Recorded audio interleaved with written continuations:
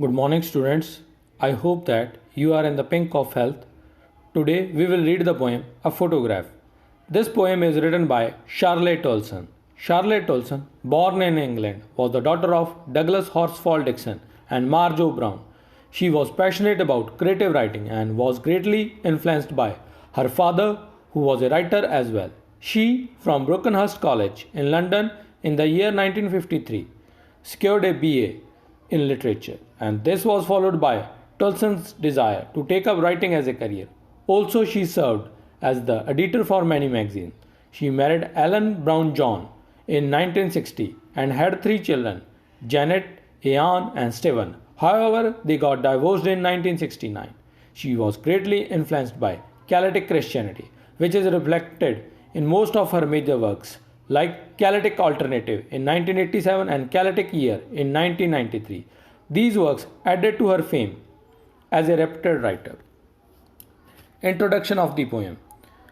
The poem Photograph is written by Charlotte Olson. In this poem, she recalls her mother and her memories while looking at a childhood photograph when her mother was 12 years old or so.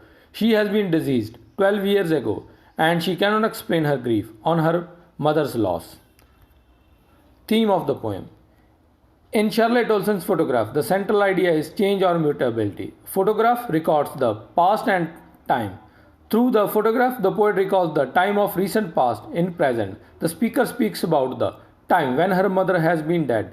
The poem recalls the fact of loss of speaker's mother through a photograph. Furthermore, the poem can be viewed as the little victory over such a loss is present. The poem also reflects that human beings are for a short period of time on this earth, but natural things are forever. Now we will do the explanation of the poem. This poem is written in blank verse. Blank verse means the poem without rhyming scheme. Line 1 to 4. The cardboard shows me how it was when the two girl cousins went paddling, each one holding one of my mother's hands. She, the big girl, some 12 years or so. So paddling means walking. Its explanation is like this. The poet is looking at an old photo which is pasted on cardboard. In the picture there are three girls who are walking on the beach, holding each other's hands, and girl in the middle is the tallest and oldest. The other two girls on each side are younger than her. The girl in the middle is the poet's mother. She is around 12 years old when the picture was taken. Line 5 to 9. All three stood still to smile through their hair at the uncle with the camera. A sweet face, my mother's, that was before I was born. The sea, which appears to have changed less, washed their terribly transient feet.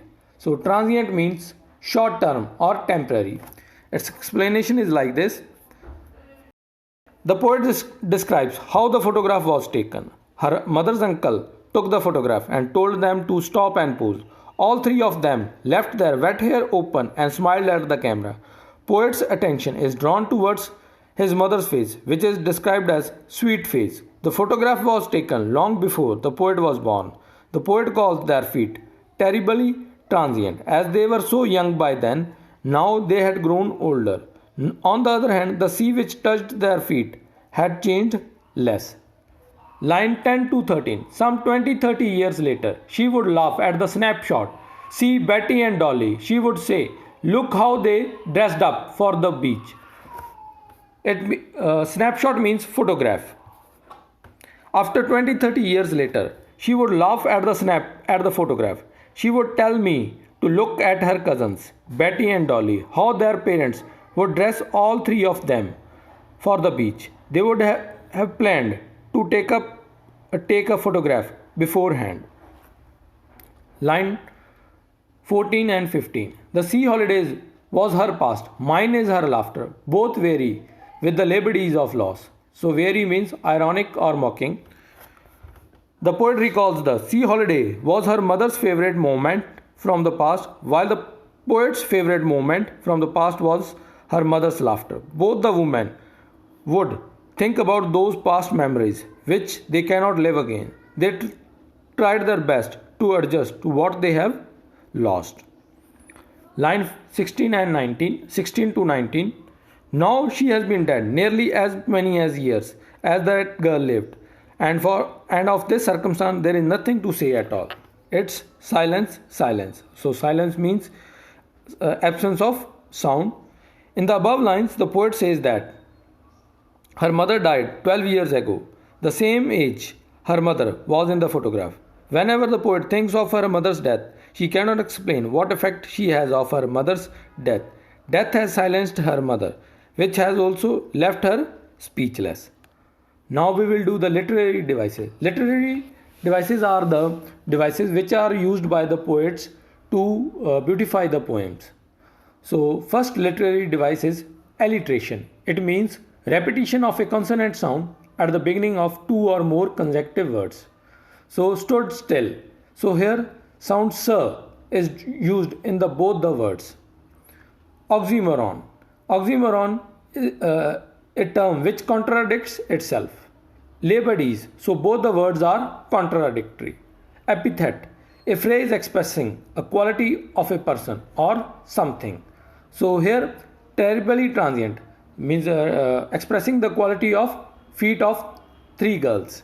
So this is the end of the today's lecture. So I hope that you will go through this video, and we will meet soon with the next video. Stay at home, stay healthy.